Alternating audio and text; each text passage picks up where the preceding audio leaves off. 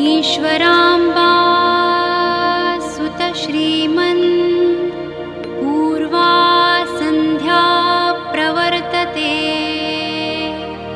उत्तिष्ठ सत्यसाईशा कर्तव्यं दैवमान्हिकम् उत्तिष्ठोत्तिष्ठ पर्तीशा उत्तिष्ठ जगतीपते उत्तिष्ठ करुणापूर्णा लोकमङ्गलसिद्धये चित्रावती तटविशाल सुशान्तसौधे तिष्ठन्ति सेवकजनास्तव दर्शनार्थम् आदित्यकान्तिरनुभाति समस्तलोकान् श्री सत्यसाई भगवन् तव सुप्रभातम्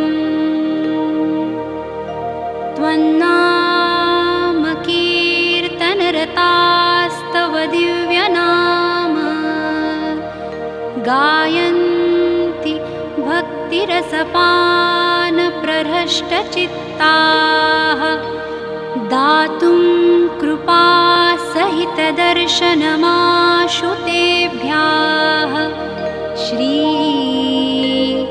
सत्यसाई भगवन् तव सुप्रभातम् आदाय दिव्यकुसुमानि मनोहराणि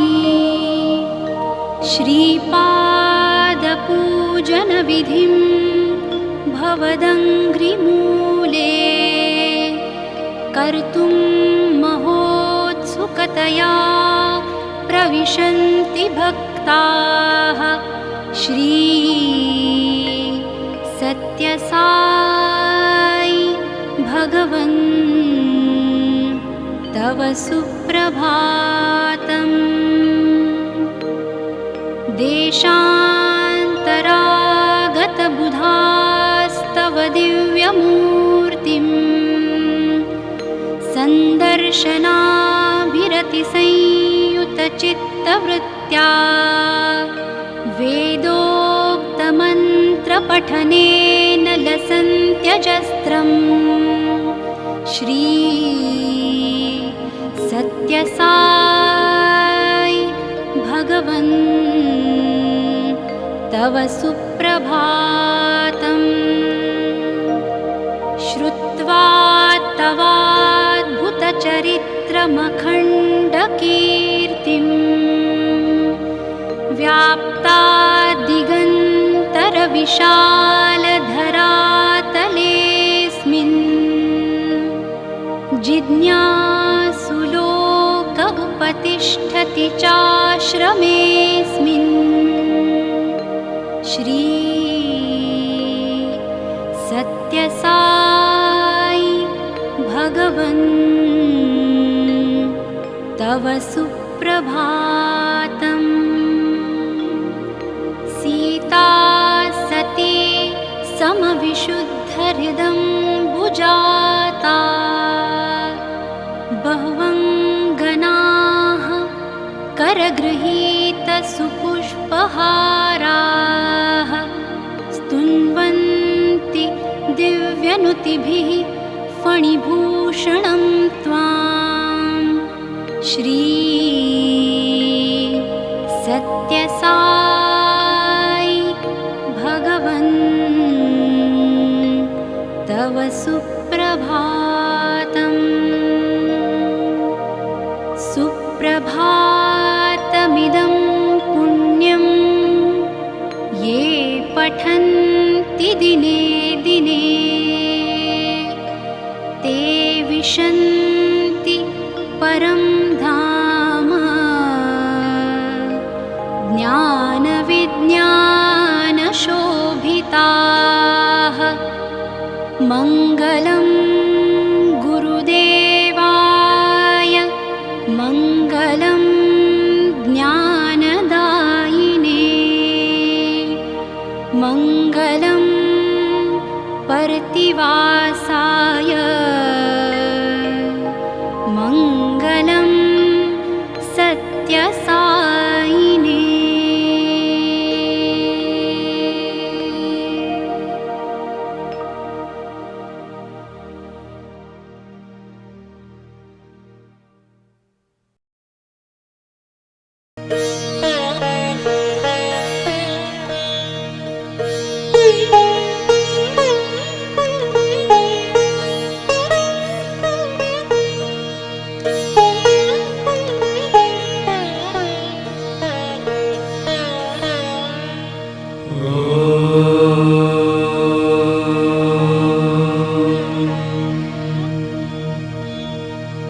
श्रीगुरुभ्यो नमः। हरिः ओम्। गणानां त्वा गणपतिगुं हवामहे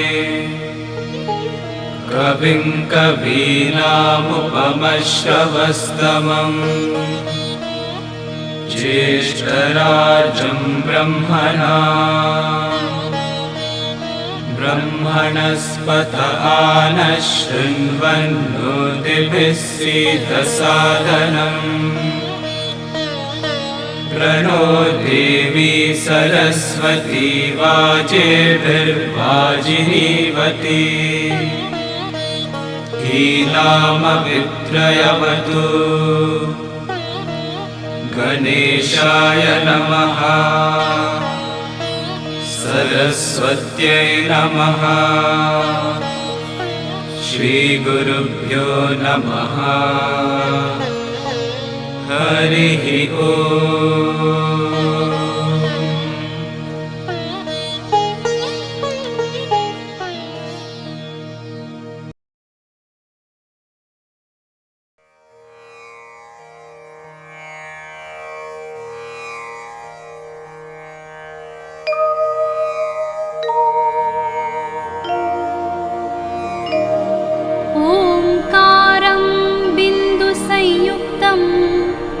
नित्यं ध्यायन्ति योगिनः कामदं मोक्षदं चैव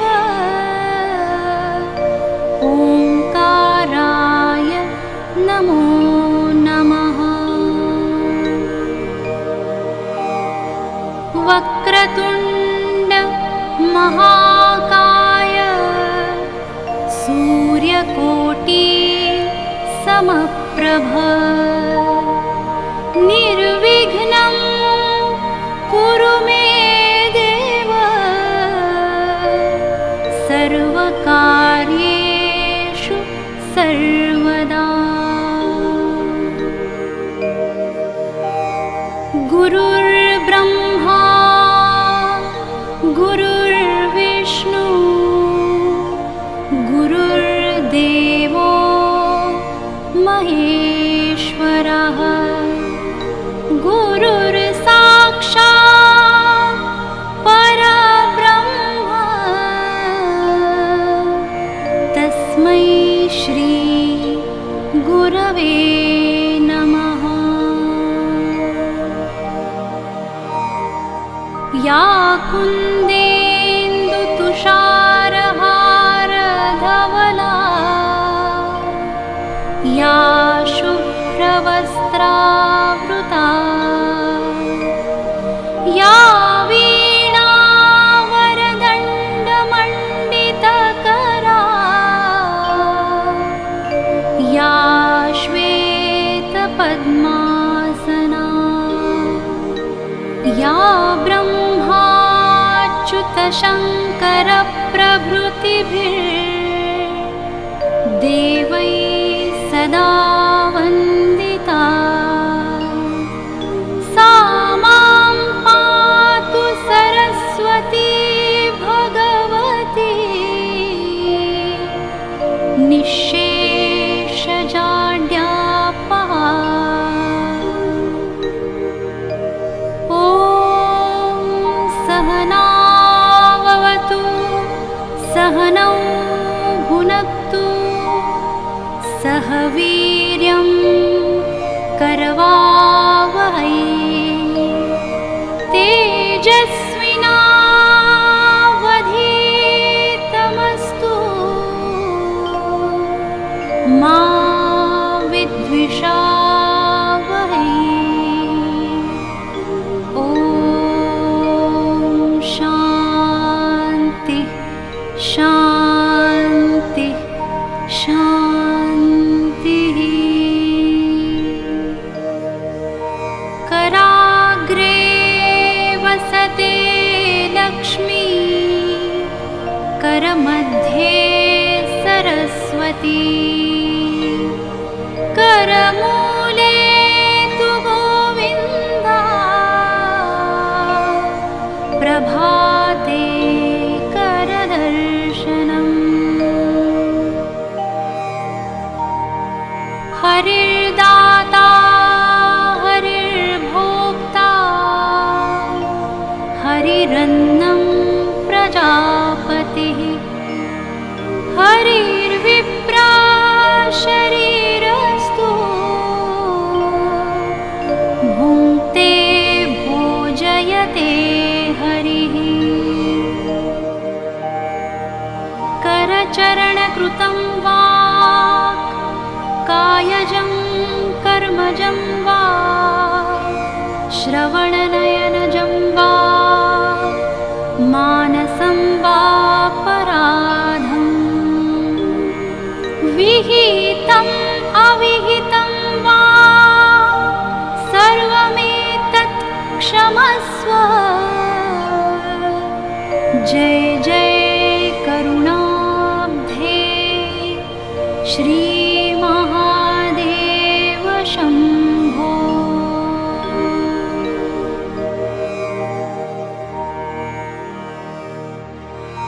नमस्तेस्तु महामाये श्रीपीठे सुरपूजिते शङ्खचक्रगदाहस्ते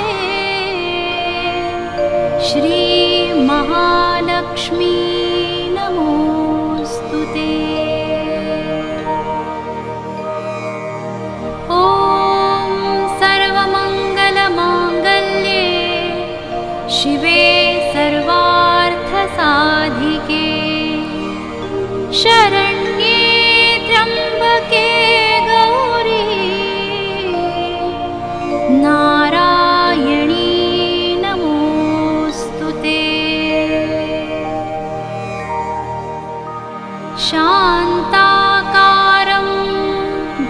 पद्मशयनं पद्मनाभं सुरेशं विश्वाधारं गगनसदृशं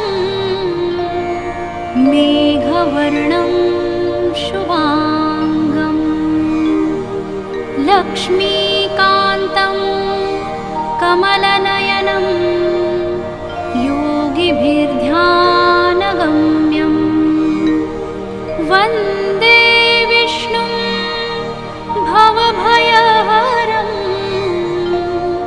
सर्वलोकैकनाथम्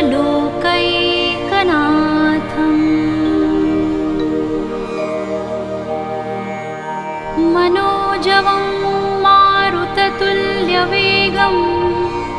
जितेन्द्रियं बुद्धिमतां वरिष्ठं वातात्मजं वानरयूथमुख्यं श्रीरामदूतं शरणं प्रपद्ये। त्वमेव माता च पिता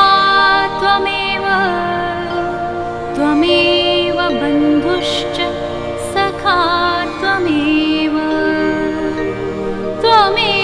विद्या द्रविणं त्वमेव सर्वं मम देवदेव।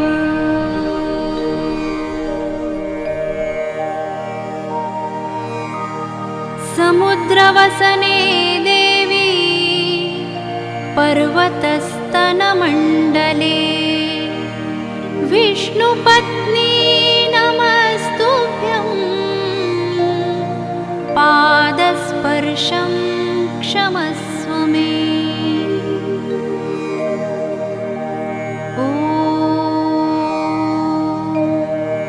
सर्वे वै सुखिनः सन्तु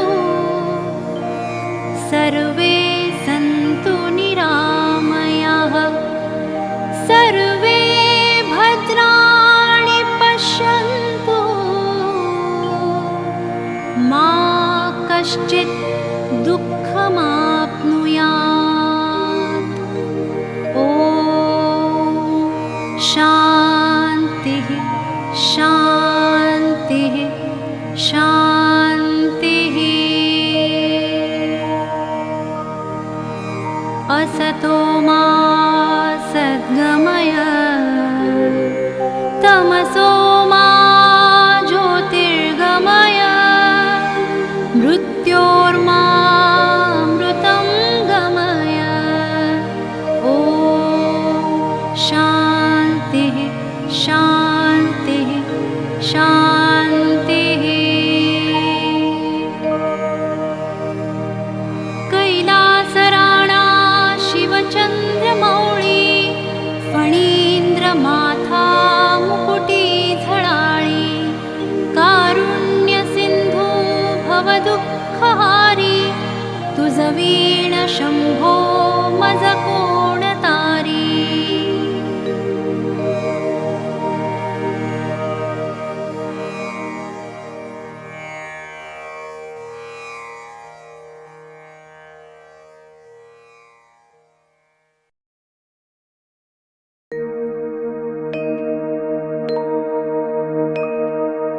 ब्रह्मार्पणं ब्रह्महविर्ब्रह्माग्नौ ब्रह्मणाहुतं ब्रह्मैव तेन गन्तव्यं ब्रह्मकर्म समाधिना।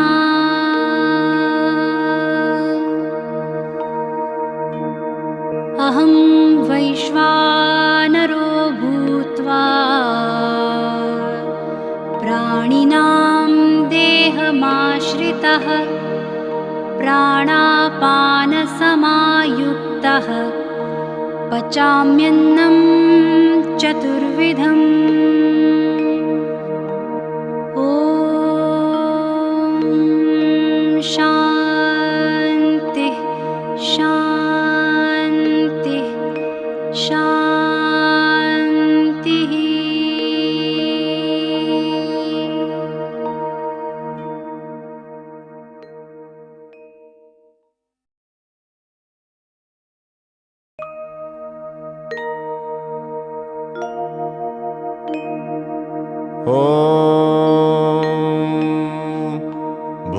भूर्भुवस्वः तत्सवितुर्वरेण्यं भर्गो देवस्य धीमहि धियो यो नः प्रचोदयात्।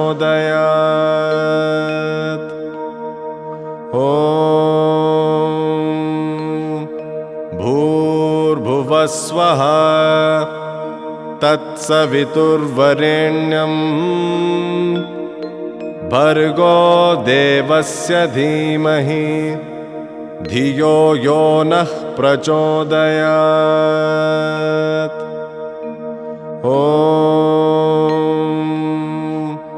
भूर्भुवस्वः तत्सवितुर्वरेण्यं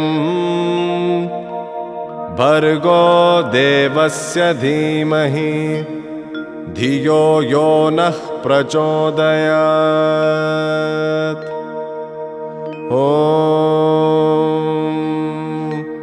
भूर्भुवस्वः तत्सवितुर्वरेण्यं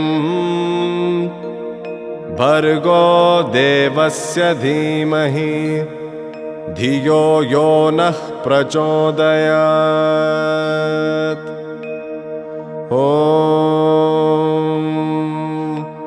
भूर्भुवस्वः तत्सवितुर्वरेण्यं भर्गो देवस्य धीमहि धियो यो नः प्रचोदयात्।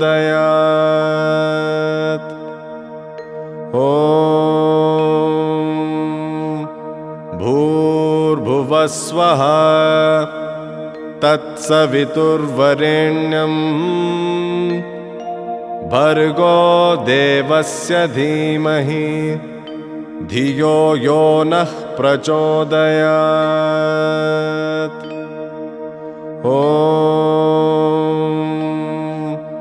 भूर्भुवस्वः तत्सवितुर्वरेण्यं भर्गो देवस्य धीमहि धियो यो नः प्रचोदयात्।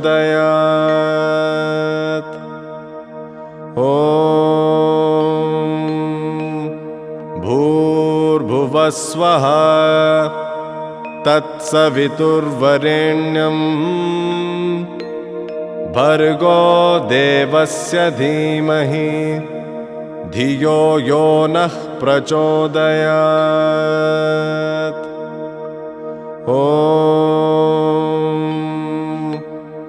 भूर्भुवस्वः तत्सवितुर्वरेण्यं भर्गो देवस्य धीमहि धियो यो नः प्रचोदयात्।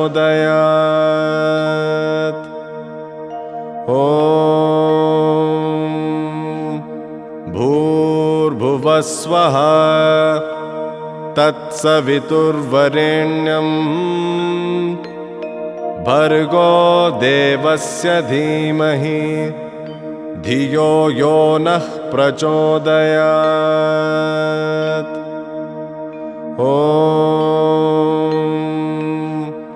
भूर्भुवस्वः तत्सवितुर्वरेण्यं भर्गो देवस्य धीमहि धियो यो नः प्रचोदयात्।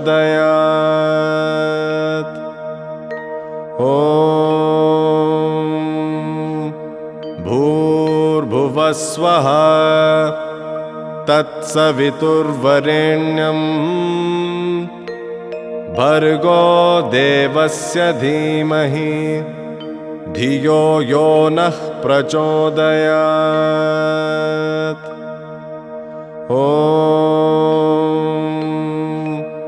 भूर्भुवस्वः तत्सवितुर्वरेण्यं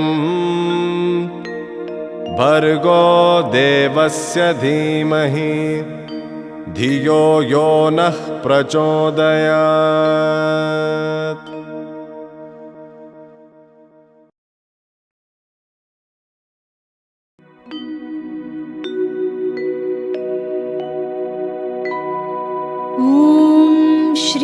सत्यसाई बाबाय नमः। ॐ श्री सत्यस्वरूपाय नमः। ॐ श्री सत्यधर्मपरायणाय नमः। ॐ श्री वरदाय नमः। ॐ श्री सत्पुरुषाय नमः। ॐ श्री सत्यगुणात्मने नमः। ॐ श्री साधुवर्धनाय नमः। ॐ श्री साधुजनपोषणाय नमः। ॐ श्री सर्वज्ञाय नमः। ॐ श्री सर्वजनप्रियाय नमः। ॐ श्री सर्वशक्तिमूर्तये नमः। ॐ श्री सर्वेशाय नमः। ॐ श्री सर्वसङ्गपरित्यागिने नमः। ॐ श्री सर्वान्तर्यामिने नमः। ॐ श्री महिमात्मने नमः। ॐ श्री महेश्वरस्वरूपाय नमः। ॐ श्री पर्तिग्रामोद्भवाय नमः। ॐ श्री पर्तिक्षेत्रनिवासिने नमः। ॐ श्री यशःकाय शिर्डिवासिने नमः। ॐ श्री जोडियादिपल्लि सोमप्पाय नमः। ॐ श्री भारद्वाज ऋषिगोत्राय नमः। ॐ श्री भक्तवत्सलाय नमः। ॐ श्री अपान्तरात्मने नमः। ॐ श्री अवतारमूर्तये नमः। ॐ श्री सर्वभयनिवारिणे नमः। ॐ श्री आपस्तम्भसूत्राय नमः। ॐ श्री अभयप्रदाय नमः। ॐ श्री रत्नाकरवंशोद्भवाय नमः। ॐ श्री शिर्डिसाई अभेदशक्त्यावताराय नमः। ॐ श्री शङ्कराय नमः। ॐ श्री शिर्डिसाई मूर्तये नमः। ॐ श्री द्वारकामाई वासिने नमः। ॐ श्री चित्रावती तटपुट्टपर्तिविहारिणे नमः। ॐ श्री शक्तिप्रदाय नमः। ॐ श्री शरणागतत्राणाय नमः। ॐ श्री आनन्दाय नमः। ॐ श्री आनन्ददाय नमः। ॐ श्री आर्तत्राणपरायणाय नमः। ॐ श्री अनाथनाथाय नमः। ॐ श्री असहाय सहायाय नमः। ॐ श्री लोकबान्धवाय नमः। ॐ श्री लोकरक्षापरायणाय नमः। ॐ श्री लोकनाथाय नमः। ॐ श्री दीनजनपोषणाय नमः। ॐ श्री मूर्तित्रयस्वरूपाय नमः। ॐ श्री मुक्तिप्रदाय नमः। ॐ श्री कलुषविदुराय नमः। ॐ श्री करुणाकराय नमः। ॐ श्री सर्वाधाराय नमः। ॐ श्री सर्वहृद्वासिने नमः। ॐ श्री पुण्यफलप्रदाय नमः। ॐ श्री सर्वपापक्षयकराय नमः। ॐ श्री सर्वरोगनिवारिणे नमः। ॐ श्री सर्वबाधाहराय नमः। ॐ श्री अनन्तनुतकर्तनाय नमः। ॐ श्री आदिपुरुषाय नमः। ॐ श्री आदिशक्तये नमः। ॐ श्री अपरूपशक्तिने नमः। ॐ श्री अव्यक्तरूपिणे नमः। ॐ श्री कामक्रोधध्वंसिने नमः। ॐ श्री कनकाम्बरधारिणे नमः। ॐ श्री अद्भुतचार्याय नमः। ॐ श्री आपद्बान्धवाय नमः। ॐ श्री प्रेमात्मने नमः। ॐ श्री प्रेममूर्तये नमः। ॐ श्री प्रेमप्रदाय नमः। ॐ श्री प्रियाय नमः। ॐ श्री भक्तप्रियाय नमः। ॐ श्री भक्तमन्दाराय नमः। ॐ श्री भक्तजनहृदयविहाराय नमः। ॐ श्री भक्तजनहृदयालयाय नमः। ॐ श्री भक्तपराधीनाय नमः। ॐ श्री भक्तिज्ञानप्रदीपाय नमः। ॐ श्री भक्तिज्ञानप्रदाय नमः। ॐ श्री सुज्ञानमार्गदर्शकाय नमः। ॐ श्री ज्ञानस्वरूपाय नमः। ॐ श्री गीताबोधकाय नमः। ॐ श्री ज्ञानसिद्धिदाय नमः। ॐ श्री सुन्दररूपाय नमः। ॐ श्री पुण्यपुरुषाय नमः। ॐ श्री फलप्रदाय नमः। ॐ श्री पुरुषोत्तमाय नमः। ॐ श्री पुराणपुरुषाय नमः। ॐ श्री अतीताय नमः। ॐ श्री कालातीताय नमः। ॐ श्री सिद्धिरूपाय नमः। ॐ श्री सिद्धसङ्कल्पाय नमः। ॐ श्री आरोग्यप्रदाय नमः। ॐ श्री अन्नवस्त्रदाय नमः। ॐ श्री संसारदुःखक्षयकराय नमः। ॐ श्री सर्वाभीष्टप्रदाय नमः। ॐ श्री कल्याणगुणाय नमः। ॐ श्री कर्मध्वंसिने नमः। ॐ श्री साधुमानसशोभिताय नमः।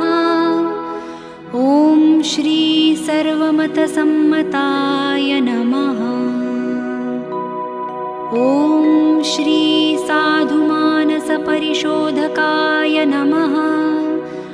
ॐ श्री साधकानुग्रहवटवृक्षप्रतिष्ठापकाय नमः। ॐ श्री सकलसंशयहराय नमः। ॐ श्री सकलतत्त्वबोधकाय नमः। ॐ श्री योगीश्वराय नमः।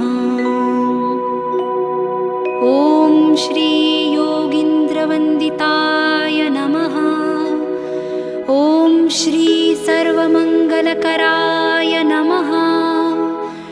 ॐ श्री सर्वसिद्धिप्रदाय नमः। ॐ श्री आपन्निवारिणे नमः।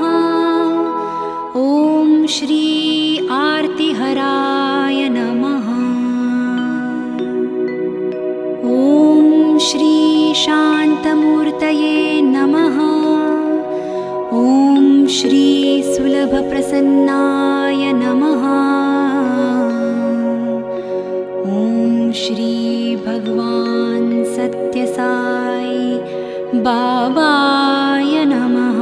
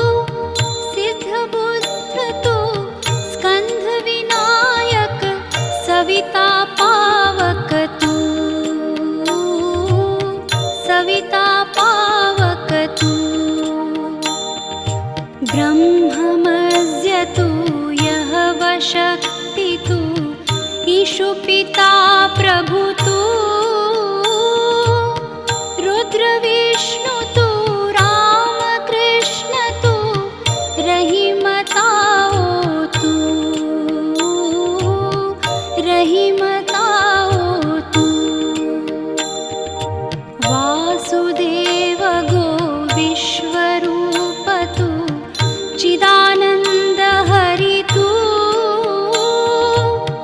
अद्वितीय तु अकाल निर्भय आत्मलिङ्ग शिव तु आत्मलिङ्ग शिव तु आत्मलिङ्ग शिव तु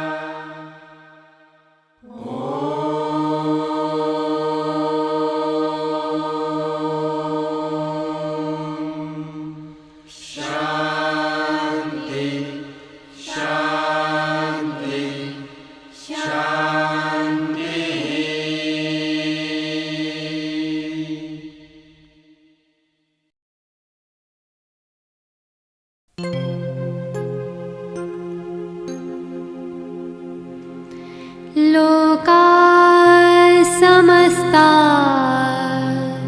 सुखिनो भवन्तु लोका समस्ता सुखिनो भवन्तु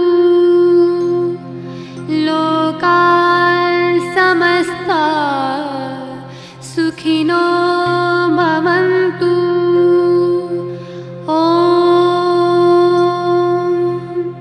शान्ति शान्ति शान्तिः।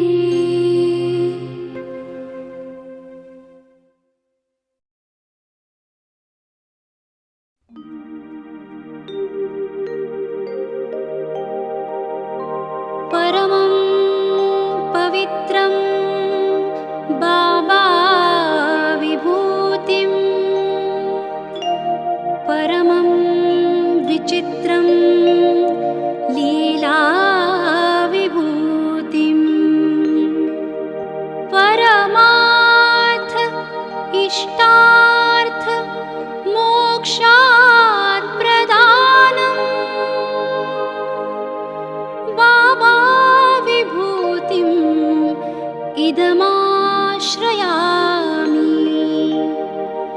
बाबा विभूतिम् इदमाश्रयामि बाबा विभूतिम् इदमाश्रयामि